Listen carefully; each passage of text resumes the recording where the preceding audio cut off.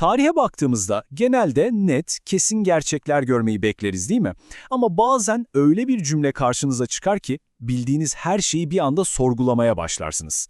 İşte bugün tam da böyle bir cümlenin peşine düşeceğiz. Macaristan tarihinin 150 yıllık bir dönemini ele alan, duyunca nasıl yani dedirten acayip kışkırtıcı bir iddiayı masaya yatırıyoruz.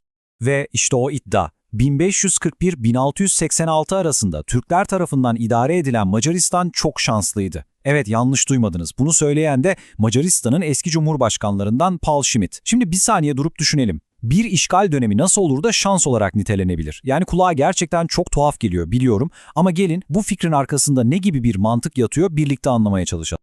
Peki bir fethi şanslı yapan şey ne olabilir ki? Hadi bakalım, bu ilginç bakış açısının temellerine inelim ve neymiş bu işin aslı adım adım görelim. Yani soru çok net aslında. Gerçekten şanslı mı? Düşünsenize, 150 yıl boyunca başka bir gücün yönetimi altındasınız. Buna nasıl şans diyebiliriz ki? İşte bu ifadenin arkasındaki o mantığı çözebilmek için tarihte biraz geriye gitmemiz şart. Önce bir zamanı ve mekanı doğru oturtalım. Hangi dönemden bahsediyoruz? 1541 ile 1686 arası. O zamanlar Avrupa bambaşka bir yerdi, dünya bambaşka bir yerdi. Bakın, dile kolay geliyor ama tam 150 yıl.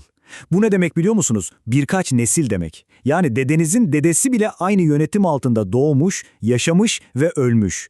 Böyle uzun bir dönemin bir milletin kimliği üzerinde ne kadar derin izler bırakabileceğini bir düşünün. İşte bu dönemin başlangıç ve bitiş noktaları. 1541'de Osmanlı idaresi başlıyor ve 1686'da sona eriyor. İşte o meşhur şanslı iddiasının geçtiği sahne tam olarak bu 1,5 asırlık zaman dilimi.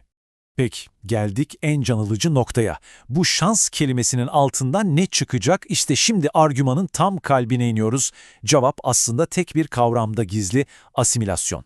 Ya da daha doğrusu asimilasyondan korunmuş olmak.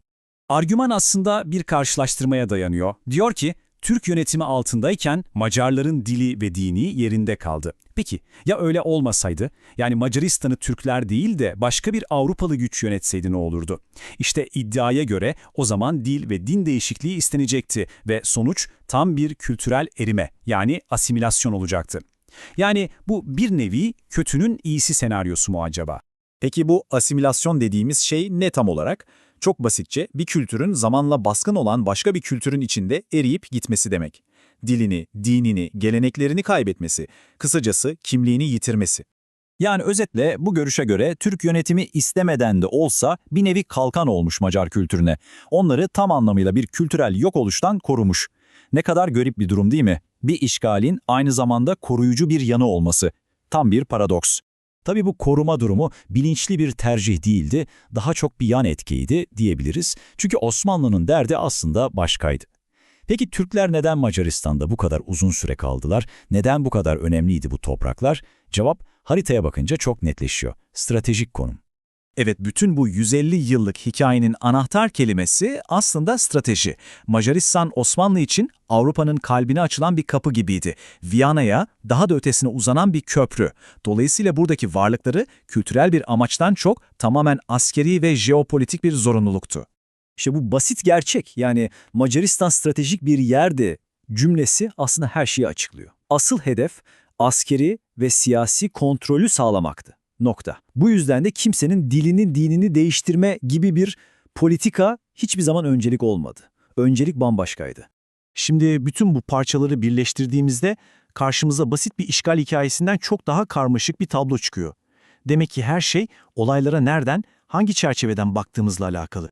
Yani bu bakış açısı işgalin kendisini ya da ne kadar zorlu olduğunu değil, olabilecek daha kötü bir şeye kıyasla ortaya çıkan sonuca odaklanıyor.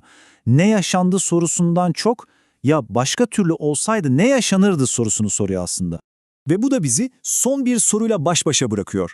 Bir olayın arkasındaki nedeni bilmek, o olayın ne olduğuna dair algımızı, anlayışımızı nasıl değiştirir? Bu sorunun cevabı belki de tarihe bakış açımızı kökünden değiştirebilir.